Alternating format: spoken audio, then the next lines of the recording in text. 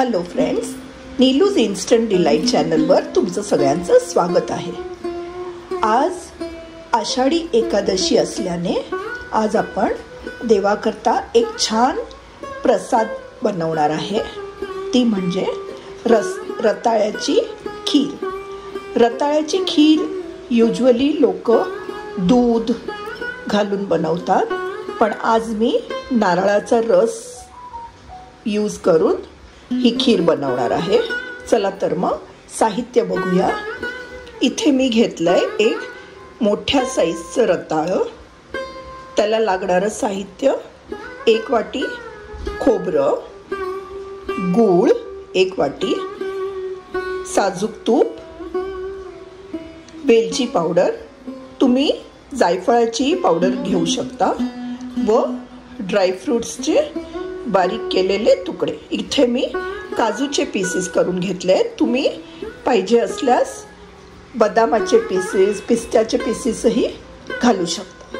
सर्वप्रथम हे रताळ जे आहे ते आपण कुकरमध्ये शिजवून घ्यायचं आहे, व हे जे खोबरं आहे त्याचा आपण रस काढून घेऊया मिक्सरमध्ये।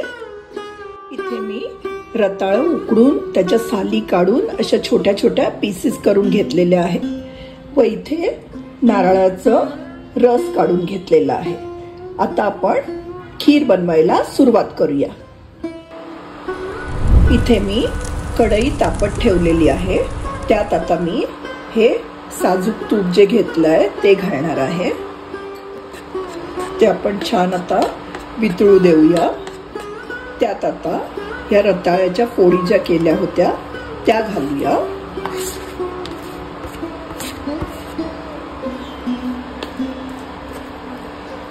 व ते आता छान परतूया। यात आता जो मी गूळ घेतला होता तोही घालणार आहे,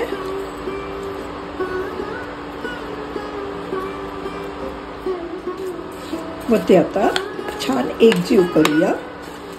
रताळ्याच्या तुम्ही पाहिजे त्या आकाराच्या फोडी करू शकता किंवा किसूनही घेऊ शकता। त्यावर थोडा वेळ आपण झाकण ठेवून ते शिजू देऊया।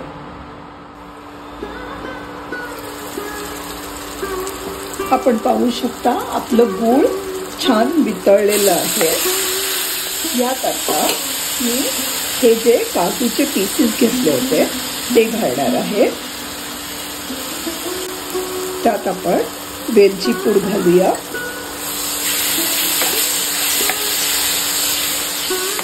व आता हे जे नारळाचा रस काढून घेतला होता तो घालूया, व आता हे छान एकजीव करूया, व आता थोडा वेळ झाकण ठेवून परत शिजू देऊया। सगळ्यात शेवटी मी थोडंसं ह्याच्यात मीठ घालणार आहे, अगदी चवीपुरतं। त्याने काय होतं, आपल्या खीरीला एक छान असं टेस्ट येते। आपली खीर ऑलमोस्ट रेडी झालेली आहे। आपण आता आणखी 2 मिनिटं ती शिजवू देऊया।